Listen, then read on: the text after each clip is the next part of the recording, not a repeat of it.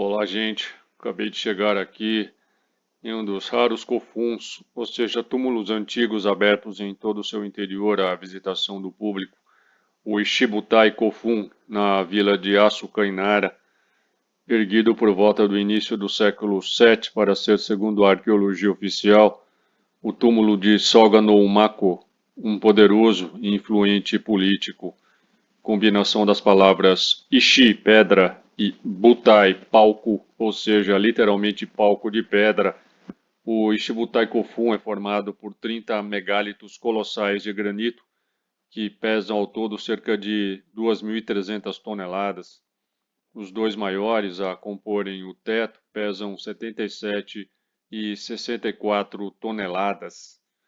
Com que ferramentas foram cortados e de que forma foram carregados de uma distância de aproximadamente 3 quilômetros para serem erguidos e finalmente encaixados sem que houvessem guindastes, é um mistério que permanece até hoje, juntamente com a identidade de seus construtores.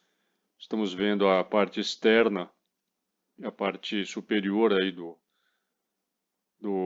Shibutai Kofun. Daqui a pouco nós vamos entrar em seu interior.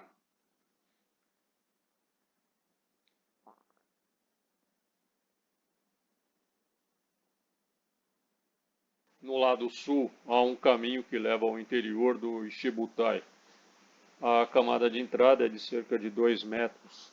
A câmara interna, chamada de Genshitsu, sala antiga, mede cerca de 4,8 metros de altura, 7,5 metros de comprimento e 3,4 metros de largura, e teria servido para armazenar lenha.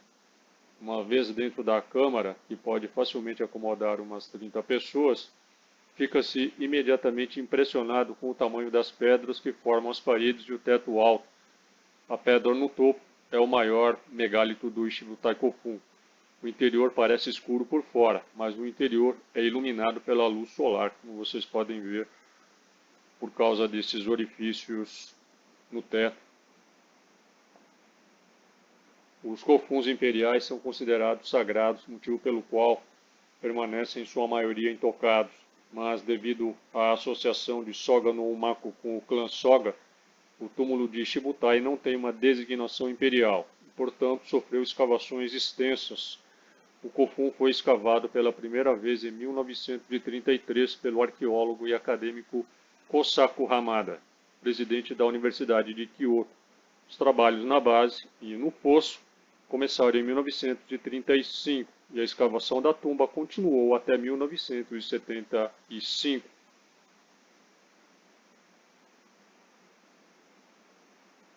O nome Ishibutai é uma combinação das palavras Ishi, pedra, e Butai, palco, ou seja, literalmente palco de pedra, pois a superfície da pedra do teto é ampla e plana, lembrando o palco de um teatro.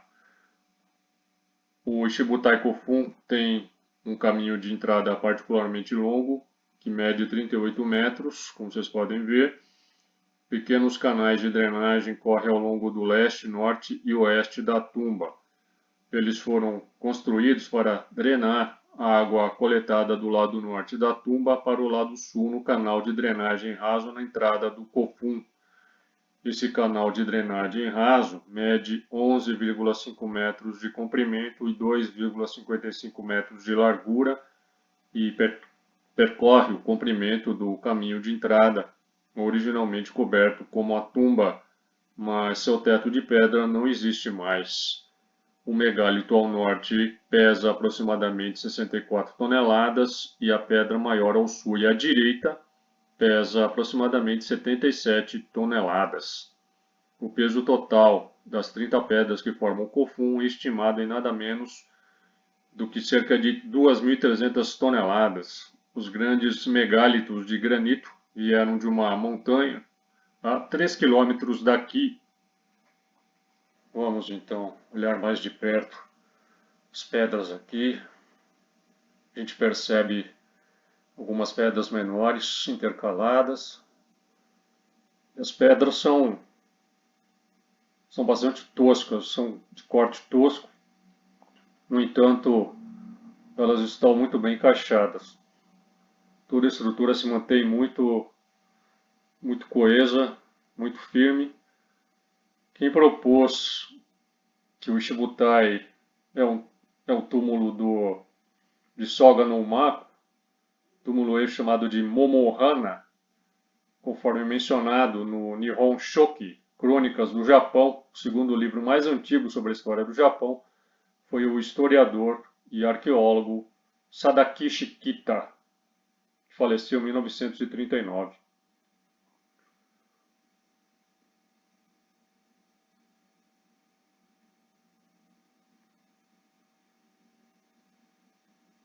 Este professor está nos explicando que as pedras foram movidas com auxílio de rolos de madeira, cordas e roldanas, uma operação que teria exigido tempo, arrojo e muita habilidade. Esta placa nos arredores nos explica que essas enormes pedras foram de alguma forma carregadas pela força humana com os recursos e a tecnologia de transportes disponíveis na época.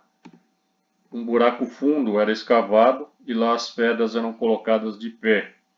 Então cobria-se o buraco com terra até o topo das pedras verticais, enquanto outras pedras grandes eram movidas sobre a terra e colocadas no topo das pedras verticais. Quando tudo estava no lugar, a terra de suporte era removida, deixando apenas as pedras. Esta engenhosa técnica de construção teria também sido usada na feitura da estátua de bronze colossal do Buda Vairoshana Daibutsu no templo Todaiji em Nara, onde também estive e cujo vídeo vocês podem ver aqui no canal. As escavações não resultaram em achados significativos. Nenhum caixão de pedra foi encontrado nas escavações. Este sarcófago, em exposição na lateral do Kofun, foi replicado, assumindo que os fragmentos encontrados na câmara mortuária de pedra teriam sido partes desse sarcófago. Objetos funerários valiosos provavelmente foram roubados por ladrões de túmulos logo após sua construção. Numerosos instrumentos dourados e de bronze, bem como cacos de cerâmica, foram encontrados nas margens do túmulo. A escavação também revelou que outros cofuns de pedra plana semelhantes foram construídos ao norte e ao sul da estrutura existente. O Ishibutai Kofun apareceu na literatura pela primeira vez apenas por volta de 1680. Isso significa que toda a sua história precedente, bem como sua associação com Soga no Umaku, não passa de mera especulação. Soga no Umaku, que foi um dos que mais contribuíram para estabelecer as bases do budismo no Japão, ao empregar imigrantes chineses e coreanos em troca de conhecimentos e tecnologia. O mistério que envolve Shibutai, portanto, remanesce. Não seria despropositado supor que ele, na verdade, seria obra de uma civilização avançada, muito mais antiga e desconhecida, e como tal, teria sido apenas apropriado pelo clã Soga. Fiquem agora com uma apresentação de slides do Ishibutai Kofun.